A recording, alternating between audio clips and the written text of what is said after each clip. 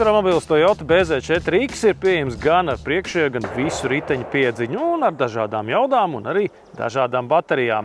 Taču ir viena lieta, kas šai automašīnai nekad nav bijusi pa spēkam, tas nekad nav bijis universāls.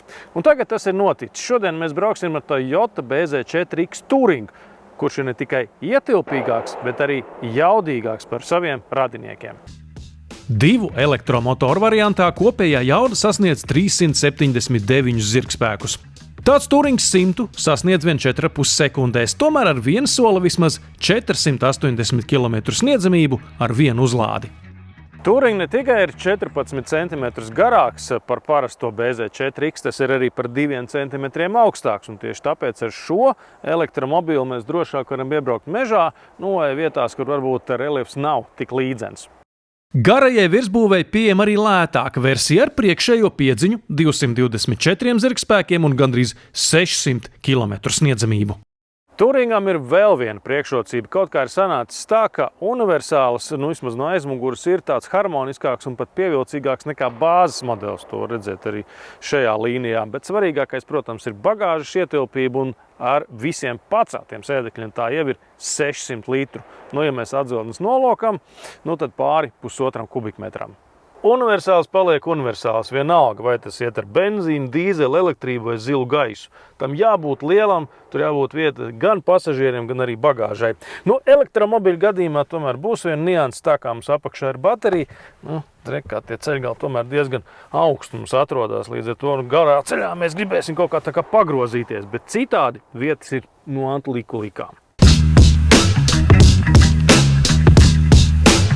Pavirši ieskatoties tehniskajos datos, viegli noticēt, ka Touring ir vienkārši garāks un jaudīgāks BZ4X ar pilnpiedziņu.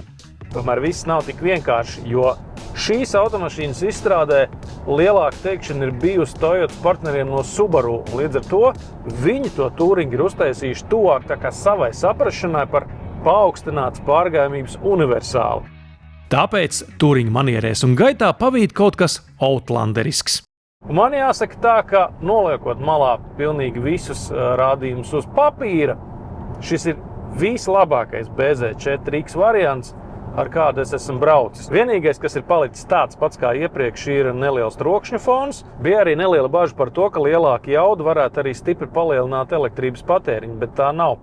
Man vispār šķiet, ka tas vidējais, ko mēs tagad redzam, 18,2 kWh uz 100 km, ir tieši tikpat daudz, cik bija tam parastajam BZ4X pilnpiedziņas variantam ar 343 zirgspēkiem, bet te ir tomēr gandrīz 50 zirgspēku vairāk, garāka aizmugura un svārs jau droši vien arī lielāks.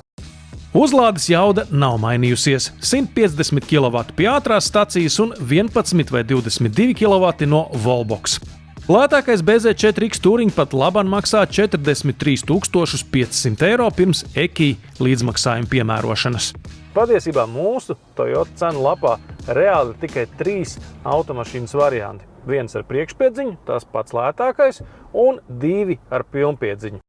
Un pat tad pirmais elektriskais universāls Toyota vēsturē tikko pārkāpj 50 000 eiro slieksnim.